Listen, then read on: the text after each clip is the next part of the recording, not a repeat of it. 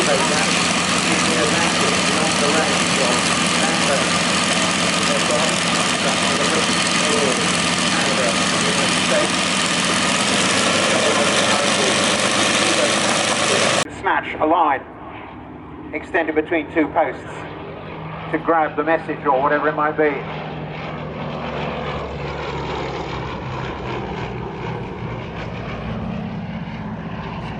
To return the hence the overload fuel tank beneath the centre fuselage.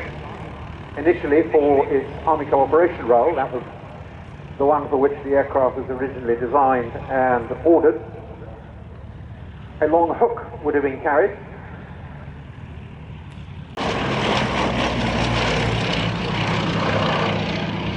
In occupied France in particular.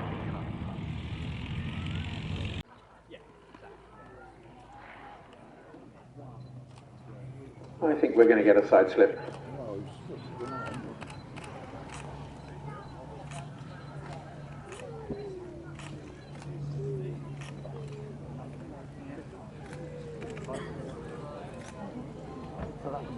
Slipped down. Oh, yeah. But it really sidestepped the hit behind it.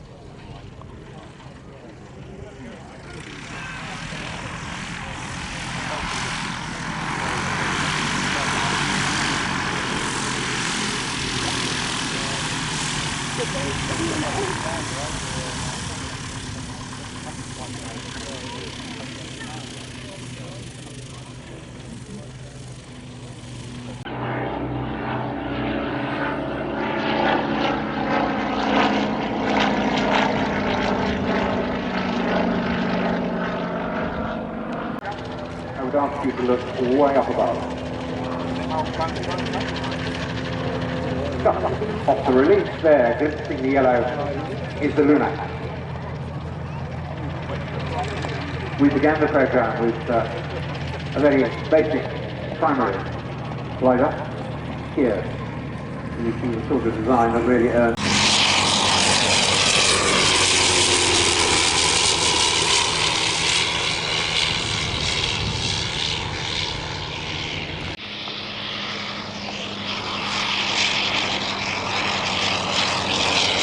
Unusual in a number of respects, however. You will see that it's got a circular cross-section fuselage.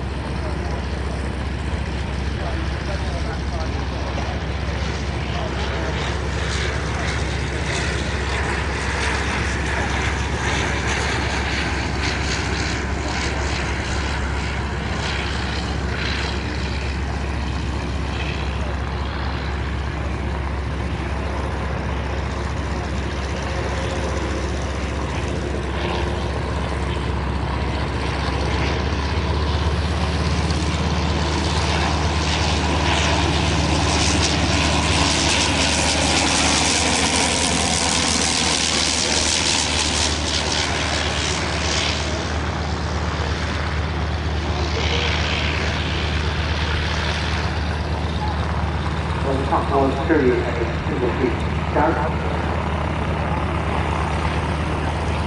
There's a picture of the type of the Scottish scout. The 70 people regarded it as the offspring.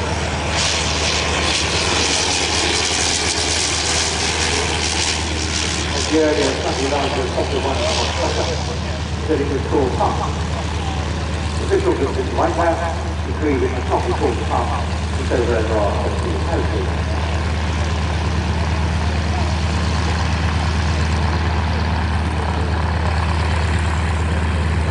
Like the Pyro 4,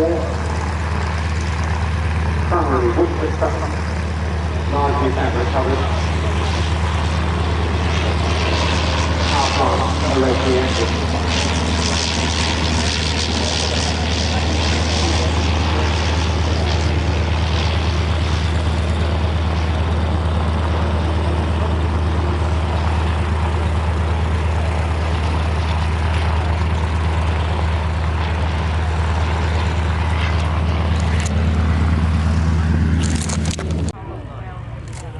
It is not atypical for a field to have so many miles entries in it. It says a great deal for the and Claire Texter in the red. The blue aircraft has a 65 horsepower Warden 4-cylinder inline engine. You'll see the difference in the nose configuration from Claire's aircraft coming in behind, which is the original prototype of the aircraft, built in 1937. And it's got the 4-cylinder inline of a Carlton Ford, just 32 horsepower. So very, very creditable performance nonetheless.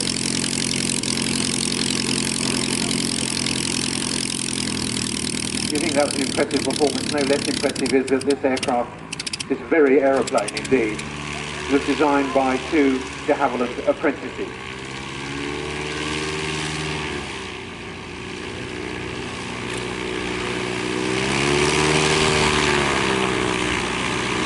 However, we must hope to see more of these aircraft individually another day.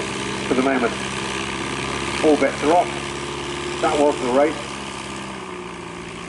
I trust you understand that it was one conducted according to Jockey Club rules, with tongues firmly in cheek.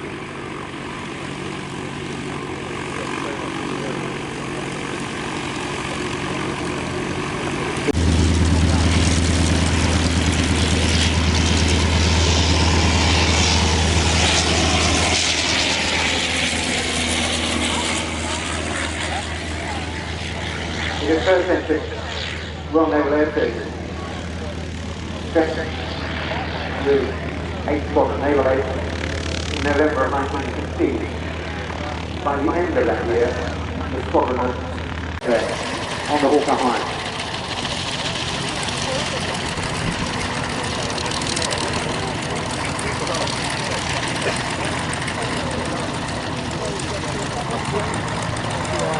The 30s.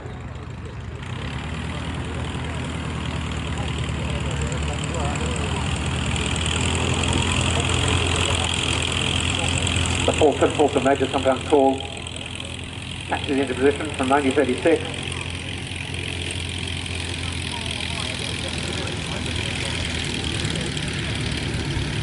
It may be of that vintage, but in 1979 this particular aircraft won the King's Cup Air Race. A 1934 design. You'll notice it has the rather unusual forward-raked windscreen. The M3A version, produced in 1930. The further front corners of France.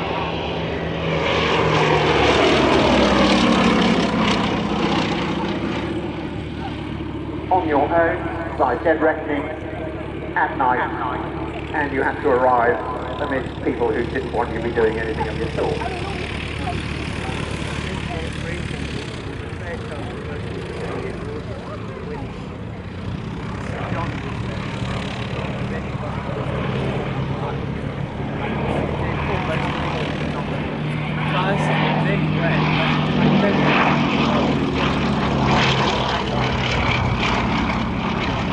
Mercury engine.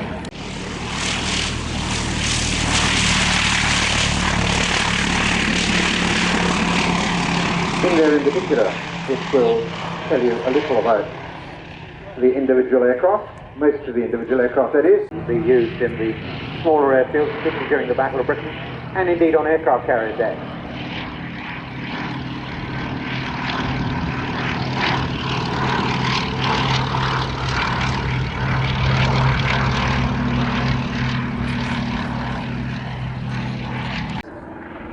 And as we'll see as the afternoon goes on, RAF training aircraft, originally at least, all had names from the field of Academ, and so this was known as the Eton.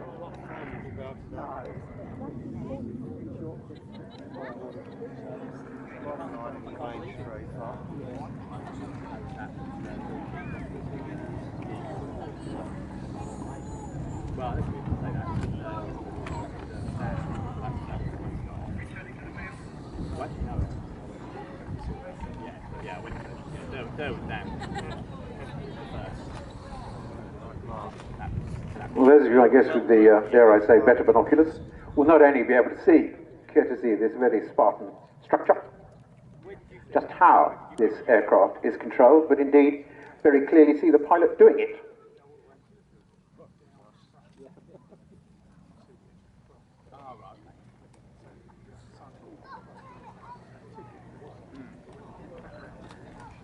Wingspan of some 34 feet, or does one say 10.3 meters.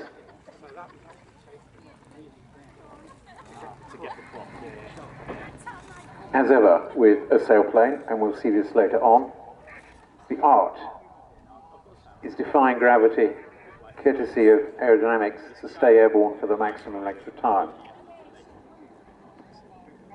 Well, in this case, of course, there is a finite period in the program. And so Chris Heanes, 4GC, flying the aircraft this afternoon, spirals his way down to bring it in, I think, for a close pass. And no, in fact, in for the landing.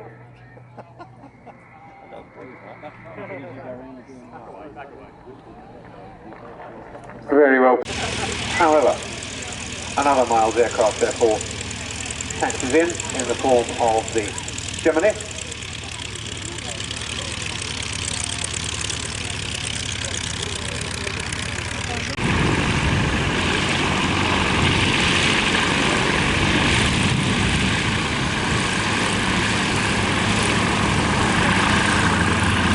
Now, we come up to date, and we come to a very different aeroplane in terms of its performance and indeed its purpose.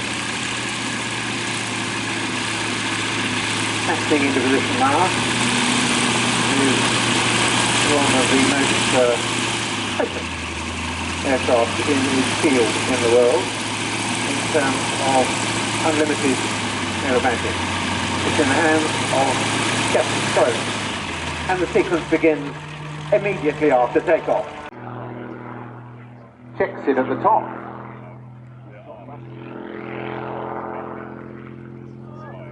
And falls back down.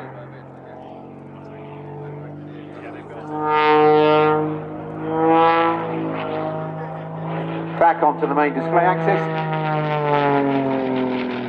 Up again onto the vertical. Rapid rolling, reversing and rolling back the other way.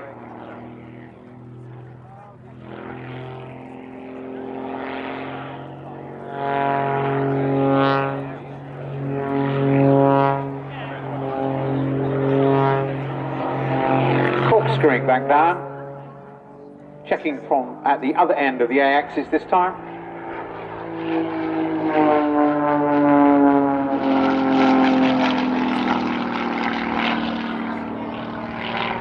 Again, you can see it has got a very marked roll rate. It is something in excess of 420 degrees a second.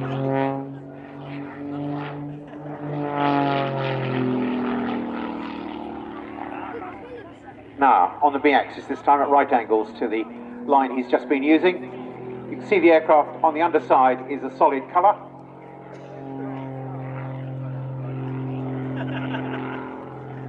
Rolls around the top and tail slides.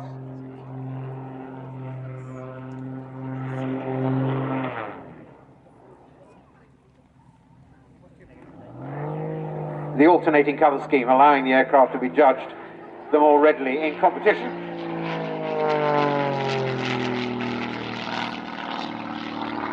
And you may notice as Kester brings the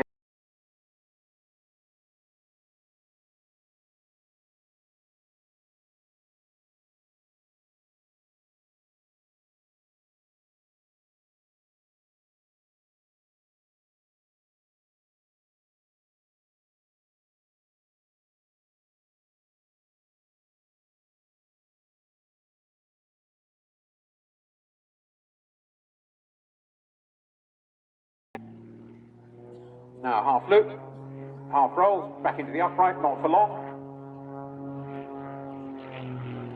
1.5 flicks, negative entry. Quarter roll on the way down and change to the B-axis, up again onto the vertical.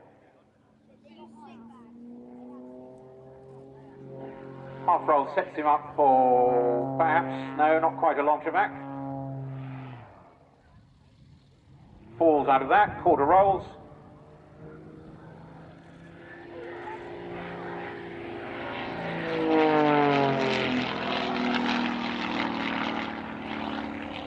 As you can see, very precise.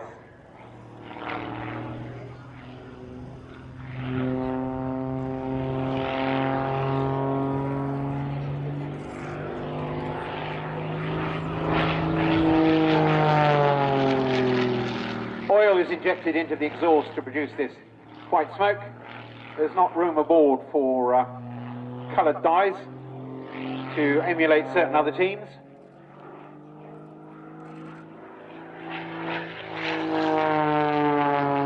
On the knife edge, there you can see that differing upper scheme. This is the only Edge 540 in this country. It's reckoned to have the greatest power to weight ratio of all the world's unlimited category aerobatic aeroplanes. Empty, it weighs only some 520 kilos.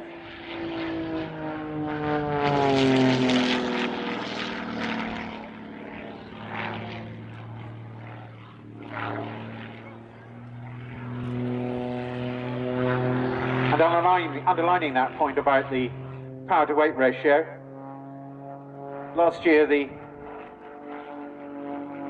aluminium firewall on the aircraft was replaced by one of titanium to save a few grams.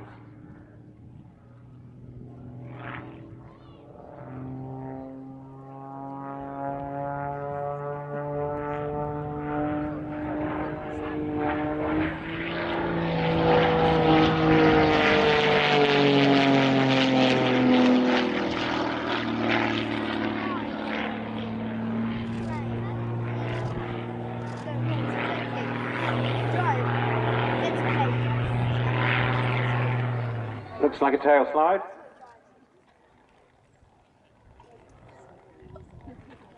Comes out inverted.